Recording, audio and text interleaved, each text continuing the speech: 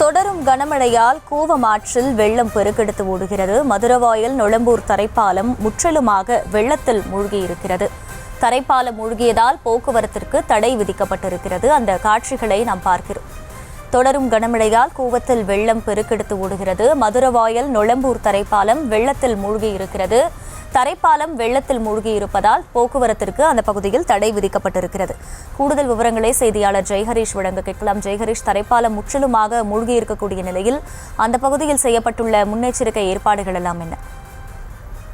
வணக்கம் அகிலா. கூவம் ஆற்றில வேகம் எடுக்க தொடங்கியுள்ள இந்த வெள்ளப்பெருக்கு காரணமாக கரையோர மக்கள் பாதுகாப்பாக இருக்க வேண்டிய அறிவுறுத்தலானது விடுக்கப்பட்டுள்ளது. மேலும் மீண்டும் அந்த செங்கால் புயலின் போது ஏற்பட்டது. அப்போதே அந்த வெள்ளப்பெருக்கின் காரணமாக மதுரவாயல் நொளம்பூர் இடையேயான அந்த தரைப்பாலமானது மூடப்பட்டது. மேலும் ஆனாலும் வெள்ளம் குறையாத நிலையில படிப்படியாக இந்த 2 நாட்களாக குறைந்து வந்தது. ஆனாலும் இந்த பேரிகார்டில் மீறி பொதுமக்கள் இந்த சாலையில பயணித்து வந்தனர். ஆனால் தற்போது மீண்டும் இந்த நேற்று இரவு பெய்த கனமழையின் காரணமாக இந்த கூவம் ஆற்றில வெள்ளமானது தற்போது வேகமாக சென்று வருகிறது. இதன் காரணமாக பேரிகார்டில் அமைத்து இந்த சாலையானது துண்டிக்கப்பட்டுள்ளது. மேலும் நொளம்பூர், அம்பத்தூர் போன்ற பகுதிகளுக்கு மதுரவாயிலிருந்து செல்ல வேண்டும் என்றால் நெற்குன்றம் வழியாக அந்த மேம்பாலம் வழியாகவே செல்ல வேண்டியதாக உள்ளது.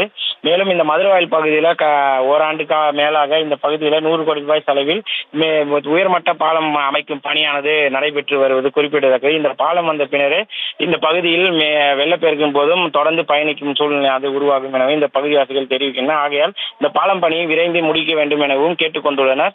மேலும் தொடர்ந்து இந்த கூவம் ஆற்றில் ஏற்பட்டுள்ள வெள்ளப்பெருக்கின் காரணமாக கூவம் ஆற்றின் கரையோரம் தாழ்வான பகுதியில் அமைந்துள்ள மக்கள் பாதுகாப்பாக இருக்க வேண்டும் அறிவுறுத்தப்படுகிறார்கள். ஆபத்து உணராமல் கூவம் ஆற்றில் இறங்குவது போன்ற செயல்களில் ஈடுபட வேண்டாம் எனவும் கேட்டுக்கொள்ளப்பட்டுள்ளது குறிப்பிடத்தக்கது. அகிலா, விவரங்களுக்கு நன்றி ஜெய்ஹரீஷ்.